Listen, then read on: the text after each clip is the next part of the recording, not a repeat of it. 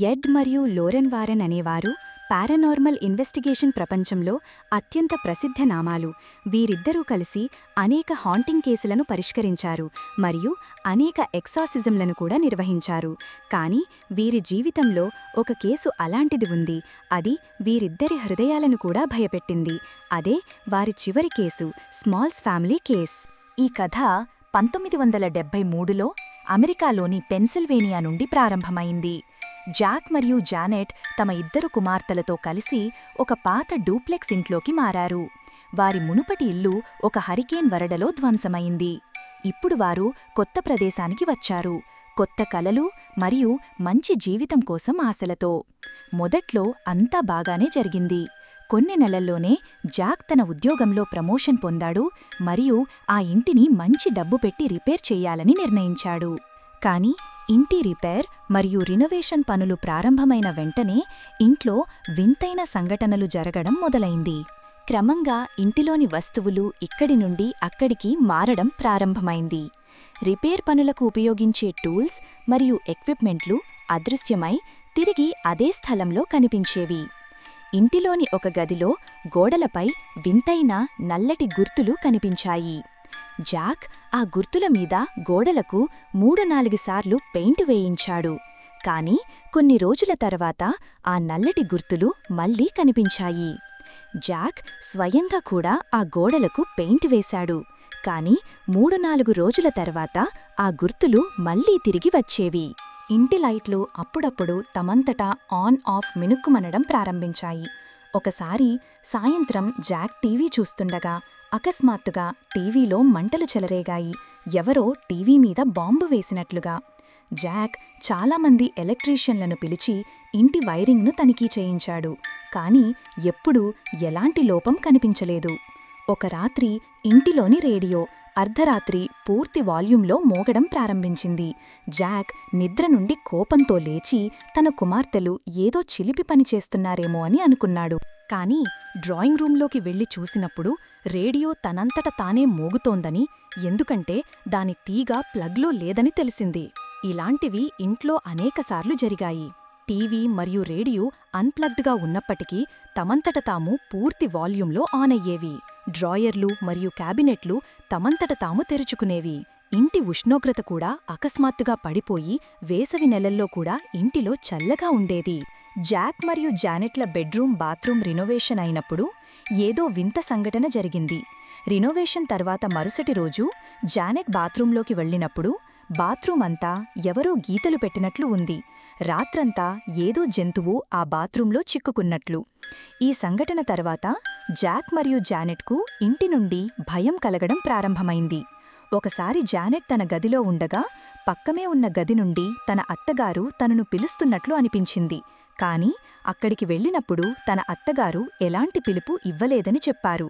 అప్పటినుండి కుటుంబ సభ్యులకు తరచూ ఎవరో తమను పిలుస్తున్నట్లు అనిపించేది, కాని ఎవరూ కనిపించేవారు కాదు. ఒక రాత్రి జాక్ మరియు జానెట్కు తమ కుమార్తె గది నుండి వింతైన కేకలు వినిపించాయి. వారు వెంటనే అక్కడికి పరుగెత్తి వెళ్లారు. వారి కుమార్తె ముఖం చెమటలతో నిండి గది మూలలో ఏదో చూసి భయంతో వణికిపోతోంది. ఆమె ఆ మూలలో ఎవరో ఉన్నారని, అది చాలా భయంకరంగా ఉందని, గాలిలో తేలుతోందని చెప్పింది. కాని జాక్ మరియు జానెట్కు అక్కడ ఏమీ కనిపించలేదు. గది లైట్లు ఆన్ చేసినప్పుడు వారి కుమార్తెకు కూడా ఏమీ కనిపించలేదు మరియు ఆమె కొంత శాంతించింది. కాని మరుసటి సాయంత్రం జానెట్ కిచెన్లో పనిచేస్తుండగా ఆమెకు అకస్మాత్తుగా చల్లని గాలి గుండెల్లో తాకినట్లు అనిపించింది. ఫిబ్రవరి నెల కావడంతో కిచెన్ కిటికీ తెరిచి ఉండి ఉంటుందని ఆమె అనుకుంది. కాని కిటికీ ఇప్పటికే మూసి ఉంది. జానెట్ తిరిగి చూసినప్పుడు ఆమె ఒళ్ళు గగుర్పొడిచింది. కిచెన్ మూలలో ఒక నల్లని నీడ గాలిలో తేలుతోంది. ఆ నీడకు ముఖం లేదు, కాని అది జానెట్ను చూస్తున్నట్లు అనిపించింది.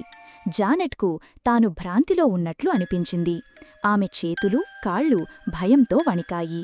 ఆ నల్లని నీడ నెమ్మదిగా జానెట్ దగ్గరకు వచ్చి ఆమె పక్క నుండి గోడగుండా పోయింది.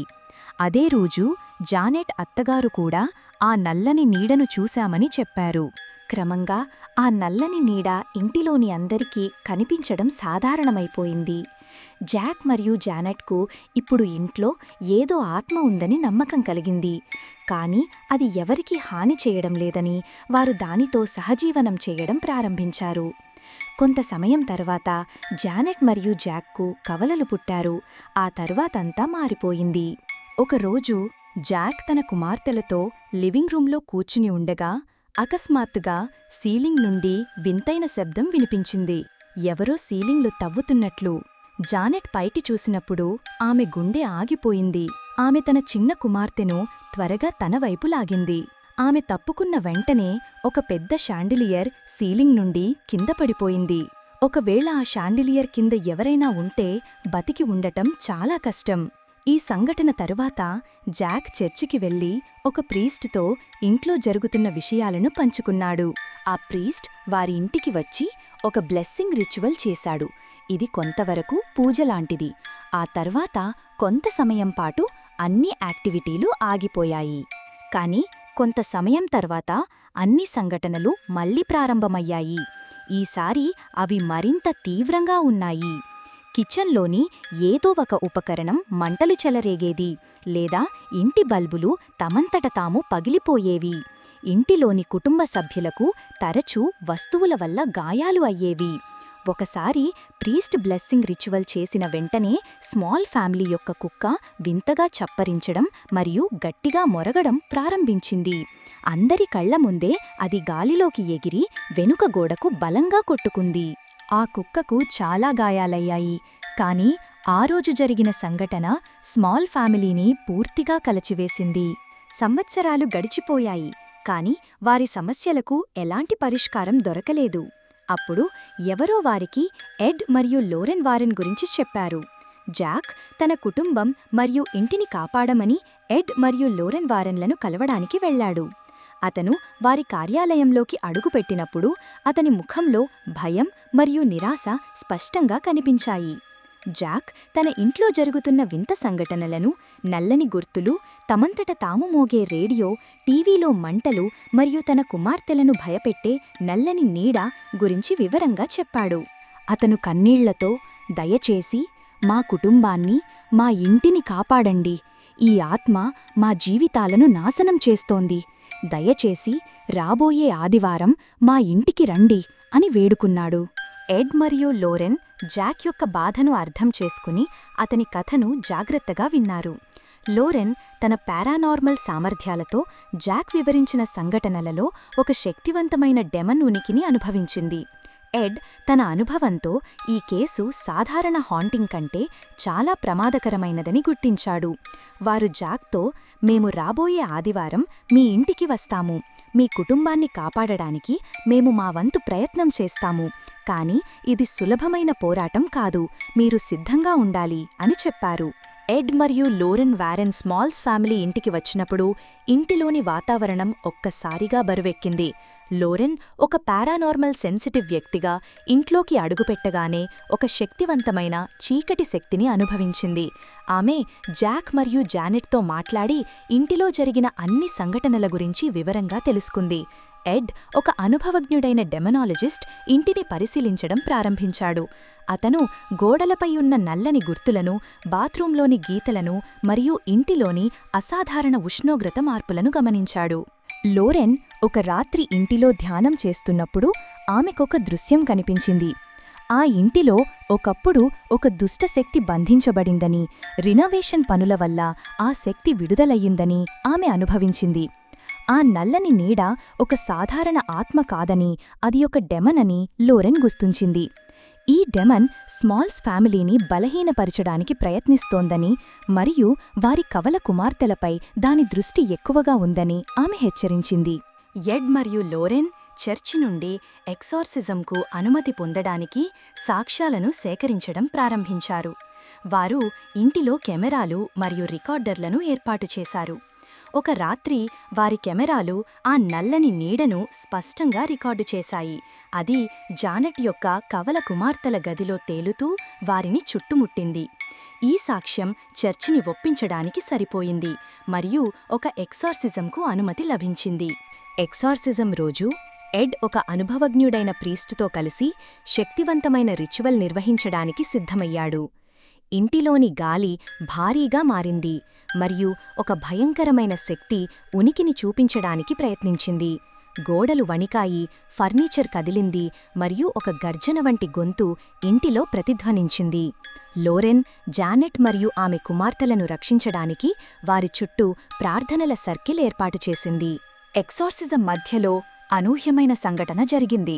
జానెట్ యొక్క కవల కుమార్తెలలో ఒకరైన లిస్సా అకస్మాత్తుగా తన కుర్చీ నుండి లేచి ఆమె కళ్ళు నల్లగా మారాయి. ఆమె గొంతు నుండి ఒక భయంకరమైన అమానుష గొంతు బయటకు వచ్చింది. మీరు ఈ ఇంటిని వదిలేయలేరు, ఈ కుటుంబం నాది అని గర్జించింది. లారెన్ వెంటనే గుర్తించింది. డెమన్ లిస్సా శరీరంలోకి ప్రవేశించింది. జానెట్ భయంతో కేకలు వేస్తూ తన కుమార్తెను రక్షించమని వేడుకుంది. ఎడ్ మరియు ప్రీస్ట్ రిచువల్ను మరింత తీవ్రతరం చేశారు. లిస్సా శరీరం గాలిలోకి లేచి గది చుట్టూ తిరగడం ప్రారంభించింది. ఆమె చేతులు వక్రీకరించబడినట్లు కదలాయి మరియు ఆమె నోటి నుండి ఒక చల్లని పొగమంచు బయటకు వచ్చింది. ఇంటిలోని అన్ని లైట్లు ఒక్కసారిగా ఆరిపోయాయి మరియు ఒక చీకటి నీడ గది మధ్యలో కనిపించింది, లిస్సాను ఆవహించిన డెమన్ యొక్క నిజమైన రూపాన్ని చూపిస్తూ. లోరెన్ తన ఆధ్యాత్మిక శక్తిని ఉపయోగించి డెమన్తో సంభాషించడానికి ప్రయత్నించింది. నీవు ఈ ఇంటిని వదిలివెళ్ళు, లేదా నీవు నాశనమవుతావు అని ఆమె గట్టిగా చెప్పింది. డెమన్ నవ్వుతూ, ఈ అమ్మాయి నాది, మీరు ఆమెను తిరిగి పొందలేరు అని సవాలు చేసింది.